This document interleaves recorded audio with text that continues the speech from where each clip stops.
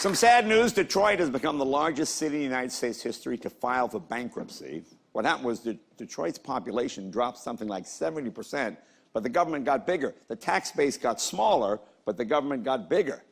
Thank God that kind of thing could never happen in Washington. Woo! Oh, my God. How did Detroit get into this mess? And much more importantly, who is responsible for it? Snyder's emergency city manager is to blame. Corruption run rampant under Mayor Kwame Kilpatrick. Unions run amok. Leftist Democrats. The downfall of the auto industry, very poor tax collection. Globalization and technological advances, loss of jobs. OK, so it appears that we've narrowed down the blame to everybody. You killed Detroit! You killed Detroit! You killed Detroit! Everybody killed Detroit! This is crazy. The TSA they just announced that passengers can pass through security without taking their shoes off if they're willing to pay an extra $85. Yes! That explains the TSA's new motto: we catch terrorists who don't have an extra $85 on them. In a recent interview in GQ magazine, Vice President Joe Biden says he can die a happy man never having been president of the United States. And you know something? Woo, so can we. Woo, my God. Woo.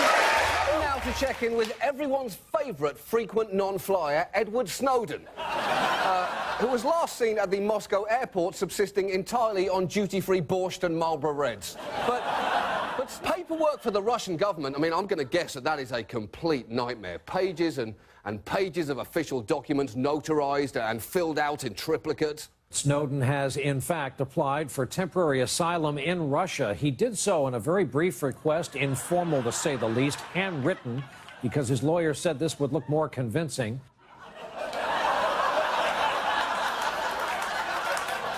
More convincing? Is his lawyer a 10-year-old girl?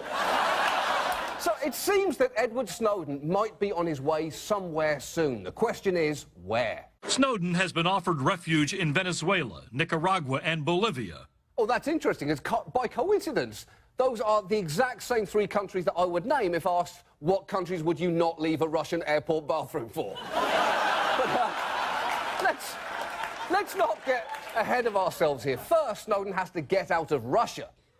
So what does President Putin plan to do with Snowden? Что с ним вот все-таки будет в итоге? Со Сноуденом? Куда я знаю?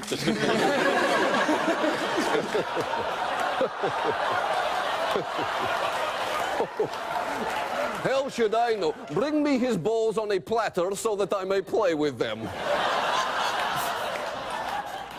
Oh, Snowden, why did you seek asylum in a country run by an actual cartoon villain? Because between the evil laugh and the underwater escape pod, all he's missing is a cat to stroke. And that is an actual photograph. You are in serious trouble, Snowden.